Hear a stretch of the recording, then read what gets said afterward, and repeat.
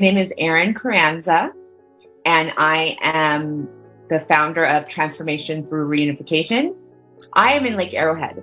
We've been in a blizzard, in a pretty serious storm for the last 2 weeks. It's been storming. I would say it's been about a month, but really a big blizzard in the past 2 weeks. On average, Lake Arrowhead gets about 30 inches a year. And in this one blizzard, we got 189 inches. And there was one day that we got 28 inches in 24 hours. I didn't know it was as crazy as it was because I was at home, I was working. I got up in the morning, I made my coffee, and I jumped on my computer and started working. And then I was like, oh, I need to change the laundry. It's snowing a little bit, so I put on my jacket, I opened up the door, and I was like, oh. It was just like this. It was like a giant, when you're looking at like a giant wave coming down on you. It was unbelievable. I could not believe how much snow had piled up. My car was like in a snowball and you couldn't even see cars. It was almost like apocalyptic. And I wasn't prepared for it. I knew it was going to snow, but I didn't know it was going to snow. Because I was prepared for, a day or two. I was not prepared for a disaster. I have a terminally ill son, and I had to leave the mountain I had to go down the mountain to get his medication. He needed blood thinners that they didn't have at the pharmacy up here. They were doing police escorts up and down. And I said, okay, cool. Mom's going to go. I'm going to get your medicine. I'm going to get some more supplies. I'll be back in, 3 hours. So I went down so I wouldn't be gone that long. And I started to come back and I got in line and they stopped doing the police escorts. And I said, my son is ill and he's at home. I need to get home. Oh, wait till tomorrow at 5 a.m. So I slept on the mountain. I hadn't talked to my son. And the next day it was the same thing. And I still hadn't talked to my son. So I called 911. I called the fire department. I called Caltrans. I called the media. I went and got on got on a couple of newscasts and news stations in the morning because I hadn't spoken to my son in 2 days. I slept in my car 2 nights, so I was there 3 days.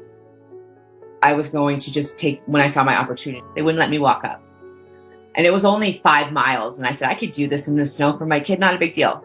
If I have to walk, I'll walk. They wouldn't let me walk. So I just waited for my chance. And once I got that opportunity, I just blew past the police barricade and got home. Once I got home and got my son's medicine, I started helping my neighbors that live down the road where there's actually neighbors dig out. We were doing helping people get out of their houses, bringing groceries to people that couldn't get out of their houses. I was dropping bags of groceries down where people's front door are, but you're looking down into them and they can't get out because it's just a wall of snow. And then it started turning into ice. Homes that have been caved in just from the weight of the snow. We had a whole grocery store topple. It's been here since I think it was 1954 or 1950, and now it's completely destroyed. The whole roof came in. There's people stuck. There's gas meters exploding. I live in Southern California. I live like basically LA County and San Bernardino County. I drive to work in LA County. So we're right next to the ocean, you could say. But the fact that we're digging out 10 feet of snow and we have to dig out our gas meters and roofs are falling in, 13 people have passed away. And it's mind-boggling. There was no communication from our officials, and it was very scary. We still had some spots where we were able to get internet, but if it wasn't for that, we wouldn't know where food banks were. They're not picking up trash right now, so you have to find a place to take your trash or it builds up in your house. And if it wasn't for the Nextdoor app, I wouldn't know where to go or how to help my neighbors or how to help myself. I would have to walk to the grocery store because we couldn't get our cars out. So I was walking 2 miles uphill in the snowstorm to get groceries for us and then for a couple of people around the corner. But we really had to come together in a way that I wouldn't have imagined because of the lack of communication from our officials. The electricity would come on and it would go off, but it was scary when the power would go out because it was so cold. And we have heated blankets and stuff, but they only work when the heater's on. And then my house caught on fire, and the fire department was like,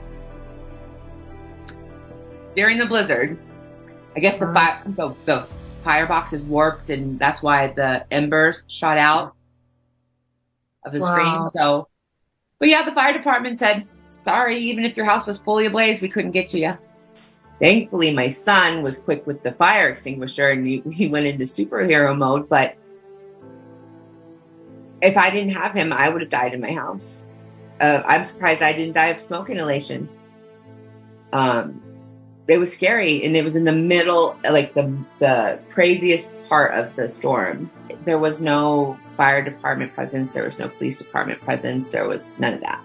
It's really amazing what people do for and with each other when need be. And it's really sad what the government doesn't do when need be.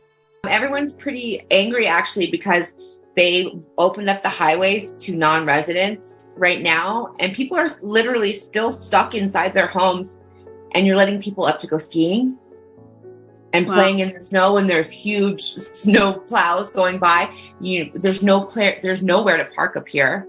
So you're adding extra tension and extra stress to an already stressed situation. And I think that was the hardest thing for me, was there was no communication with our officials. We got a lot of negative attitudes and a lot of, I understand that you're grumpy, and I know it's cold, and I know that you're out here where I'm sleeping in my car too. You don't need to be a jerk or rude. And everybody's scared, and you took this job, and this is what you're supposed to be doing, is informing and serving and protecting, but not making people feel like crap for asking when's the road's going to open up. People were tired of it. They were tired of the cold, tired of sitting at, they're worried about their family. I talked to a man who was holding the insulin for his wife, who needed her insulin, and they weren't letting him up.